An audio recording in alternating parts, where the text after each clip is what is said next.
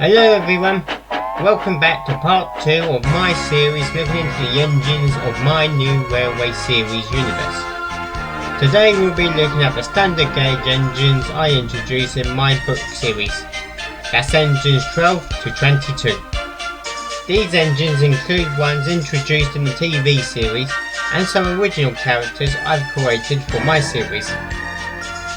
Just like before, the same rules apply. All engines are based on real life engines, and this list is my own headcanon. Another thing to note is that from Series 6 onwards, you may have noticed that nearly all the new characters they introduced hadn't had backstories. They just arrived on the island. Only a few characters, like Elizabeth, Hero and Stephen, got backstories, so I wanted to rewrite their stories. Also note that we'll be talking about characters that I haven't written a book for yet, but plan to in the future, so let's get started.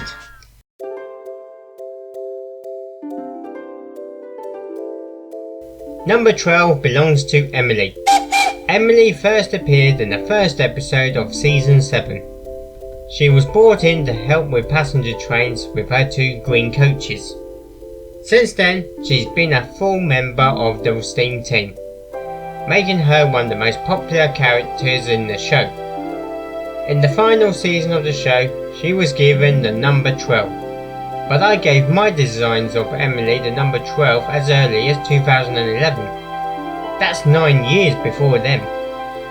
Emily is based on a GNR Sterling 422 class, built between 1870 and 1895. 53 were built in total, and today only one is preserved. Number 1, the first engine of the class to be built. You can see her on display at the National Railway Museum in York. For my version of Emily, I like to think she was in the last batch of engines built in 1894. Which were numbered 1003 to 1008. I've decided on 1008, as a little in-joke to her being the 8th steam team member. For my backstory, Emily was in service until she and the last of her class were withdrawn in 1916. While her sister went off to be in the National Collection, Emily was put into storage by her private owner. Between then and 1965, Emily has been passed from one owner to the next, while they slowly worked to restore her to working order. She pulled well tours until 1969, when she was bought by a scrap merchant. But Emily's driver decided to save his friend and drove her to Warington Furnace Yard, hoping to smuggle her onto Sodor. In my first new railway series book, Emily the Sterling single, Emily made it to the yard where she met Boko, who helped her to Sodor. Since coming to the island, she's worked on Edward's branch line with him and Boko, and had 2 new coaches, Amelia and Eliza. Fun fact, these 2 coaches were named after my 2 nieces.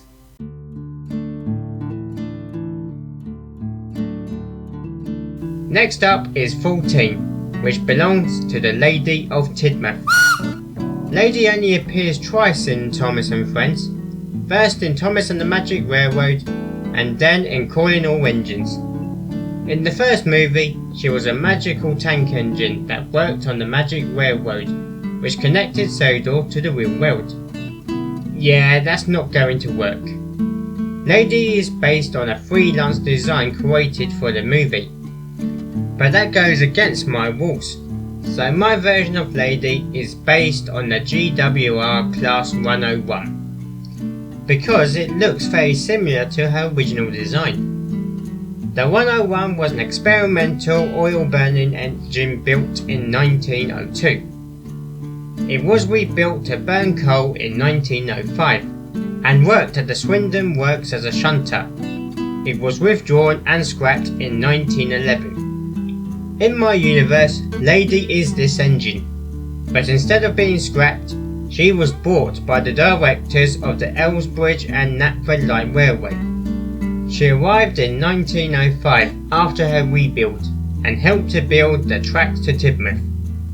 She worked alongside the 4 coffee pot engines, making her the 5th engine on the TK&E railway.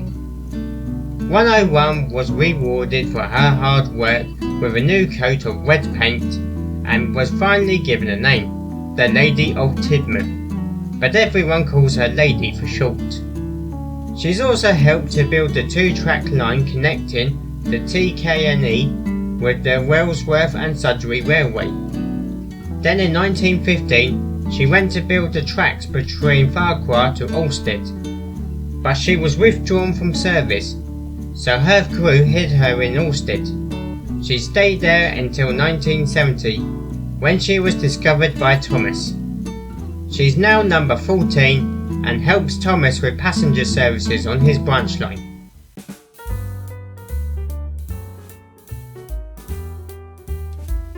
Number 15 belongs to Arthur. He first appeared in season 7 with 2 starring episodes, The Spotless Record and Something Fishy.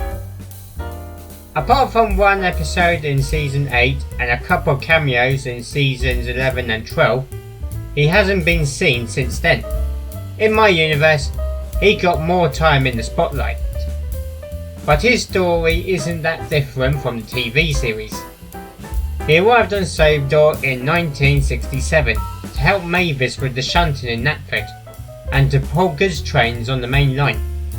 In 1975, the branch line to the fishing village of Harvey was completed and needed an engine to run it. Arthur was chosen to run the line because he loved the fishing village. Since then, he runs the line and brings fish trains down to Knapford Harbour to be part of the Flying Kipper. Arthur is based on the Ivy Class 2 262T tank engine. Arthur never wore a number in the show, but his concept art shows him with the number 41241. This belongs to a preserved Ivy engine that today lives on the Keighley and Worth Valley Railway. But I don't want my Arthur to be a preserved engine, so let's look for a different number. Thankfully for my timeline, the last 8 of these engines were withdrawn from service in 1967. I went for 41224 for being the oldest in this withdrawn group, giving him the longest of careers. It was built in 1948 at Crewe. He wore BR black but always wanted to be LMS maroon. After his first accident on the island, a fat control allowed him to be repainted maroon with black and yellow lining, and the number 15 on the side of his bunker.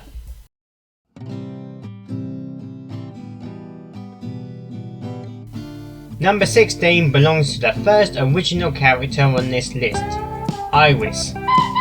Iris is my take on a character created by NCO Pictures. If there's one thing nearly all Thomas fans love, it's a good spooky story. NCO Pictures wrote a horror story called The Half Engine, which fans love. Even I found it interesting enough to rewrite into a railway series book, The Legend of the Half Engine. In my headcanon, Iris was one of the 3 tank engines brought to the island in 1873 to serve the line. She and her 2 brothers, Billy and Charlie, were Maddie Wardle Q class, and they were brought straight from the factory in Leeds, so they don't have numbers before coming to Sodor. Billy was the WNS's number 1, Charlie was number 2, and Iris was number 3. Unlike the original character design, Iris does have her full face. Instead, she was born with a blind left eye, like the human condition, congenital blindness. Instead of helping her, the workmen and other engines teased her about her white eye. Only the Lady of Tidmouth treated her as a friend. She was dumped in the forest in 1912 because the directors were embarrassed of her and wanted to get rid of her. She was found in 1979, restored to working condition and given an eye patch. She now works on the Harvey branch line with Arthur, pulling passenger trains between Callum to the fishing village.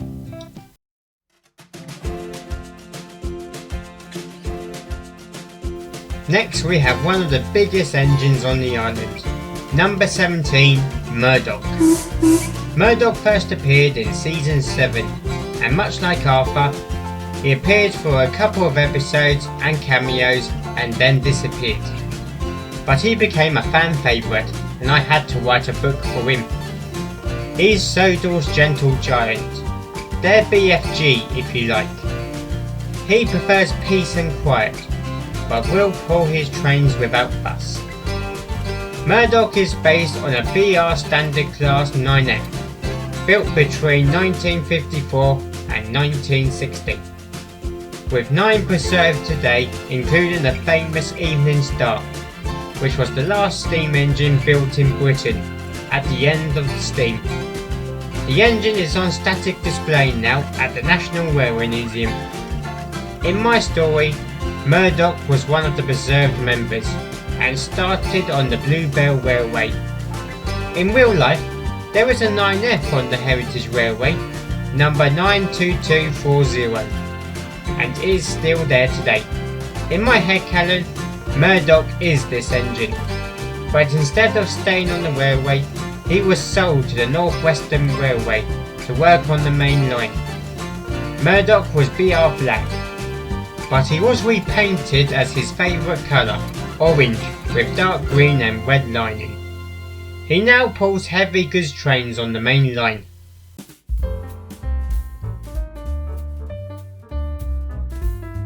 Number 18 is for Harvey, Sodor's only crane engine. Harvey first appeared in season 6 and appears at least once throughout the model series. He's also one of the few model characters that's reappeared in the CGI series in season 17. He was treated like the breakdown cranes, always there whenever there was an accident. Harvey is based on the Duz tank engine number 4101, built in 1901 for the Sheldon Iron and Steel Works. Only one of these were built, so Harvey is 4101. The crane engine was withdrawn from service in 1986 and is now preserved and can be seen on the Foxfield Light Railway near Stoke-on-Trent. In my headcanon, he was sold to the North Western Railway in 1985 and became part of the STM, the Sodor Track Maintenance Team, Sodor's version of Network Rail. He helps to maintain the tracks of Sodor and helps whenever there's an accident. He sleeps in his own shed at the works in Craven's Gate with his friend Basil the Works Diesel. When he arrived, he was still in his green and black paintwork, but he was repainted red with leather lining, Harvey written on his side tanks, and the number 18 on the side of his crane.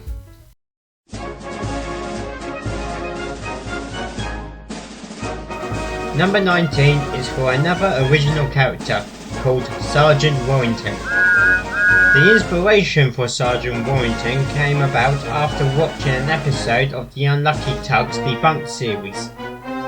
It features an austerity tank engine model that Wilbur Audrey had on his model layout. The model was called Warington, and he had repainted it blue. Maybe he was creating a model version of the tank engine that was named after him, but he kept the nameplate on it. I decided to create a character from this model and have him be the austerity tank engine brought in after Wilbur's trial. I also decided to make him an army-like character because of his name, Warington, as in Warrington-on-Sea. I love Dad's army. In my universe, Sergeant Warington used to be in the army, in the War Department during the Second World War. He helped the Allied forces with shunting their goods trains. In fact, he was so good at it that he became the first and only steam engine to get a military rank. First private, and then he rose up the ranks until he became sergeant. After the war, Sergeant Warington stayed in the army as a loyal and hard-working shunter, until the end of steam. The army didn't want Sergeant Warington to be scrapped, so they sold him to the Fat Controller, and he went to Sodor. He arrived on Sodor in 1993 and became the 19th engine on Sodor. Warington was a real-life engine with the number WD150. Today he's named Royal Pioneer and is preserved on the Peak Rail in Derbyshire. He arrived on Sodor still in his army green paint, but he was soon repainted dark blue with red lining and given the number 19.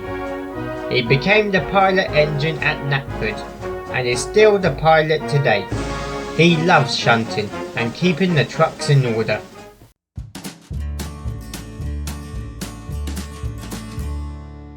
Number 20 is for my take on Molly. Molly is the only hit era character at the moment that I plan to write a book for.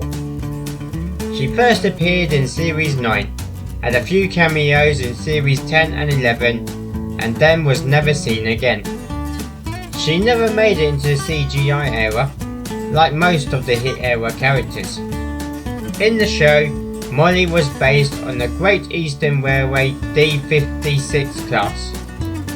121 of them were built, and sadly none of them have survived into preservation. But I've decided to go one further with my take by giving her a new basis.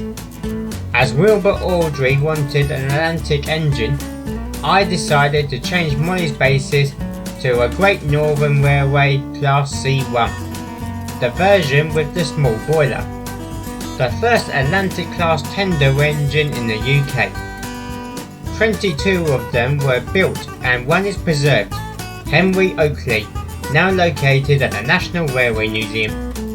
For my Molly, her original number was 989 and was withdrawn from service in 1946. She stayed in scrapyards until she was bought by a private owner who wanted to use her for rail tours. She stayed safe until 1997, when her owner died, and she was put up for sale. She was saved and joined the North Western Railway as their 20th engine. She was first painted NWR blue with red lining, but later she asked to be painted bright yellow. She's now a mixed traffic engine on the main line. She's one of the few mainline engines that doesn't mind pulling trucks. She's just happy to be really useful again.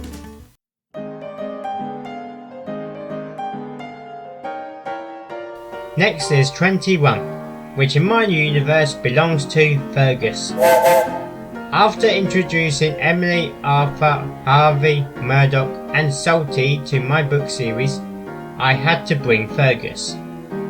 He's the only rail traction engine in the franchise, until Theo was introduced. In the show, he appears in Series 7 in 3 episodes and then disappeared. He even got his own song. There once was an engine who ran away, just up and went. Ran away, stacked up his tender and headed on the line to farewell, goodbye. But he's still a fan favourite character. He is based on an Arvalian and Porter 220 WT TJ class railway traction engine, number 9449, the Blue Circle, the last standard gauge traction engine to ever be built. It worked at a cement works in Snodland, Kent between 1926 and 1962. In the show, Fergus also works at the Sodor Cement Works, a location we only seen once. As there's only one of these engines ever built, Fergus has to be Blue Circle, or an additional add-on member, but that would be breaking my rules, something Fergus wouldn't like. Not like that, snapped Fergus. Do it right. I'm still thinking of how to introduce Fergus into my universe.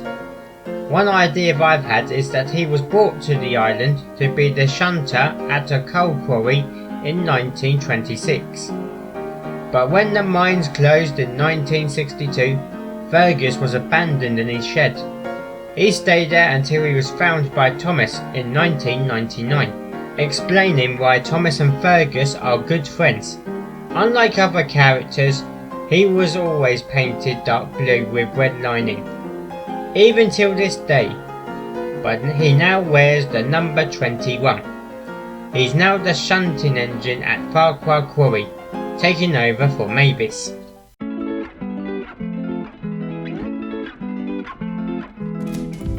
The last engine on this list is Rebecca. Rebecca joined the railway in Series 22. She and Nia were introduced to add more female characters to the steam team. Rebecca is one of the most popular CGI characters introduced. She's worked on the main line pulling passenger trains until the end of the show. Like many other characters in the franchise, Rebecca appears on Sodor with no backstory. In the show, she was painted yellow with red and orange stripes painted along her sides.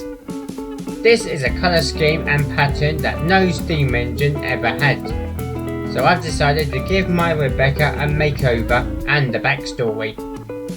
Rebecca's basis is of a Southern Railway Battle of Britain class, a steam engine class that's among some of my favourites. 110 of these tender engines were built, and today 20 are preserved. I volunteer at Spa Valley Railway in Kent, and we've got 2 of these engines on the line. 34072, named 257 Squadron, and 34053, Sir Keith Park.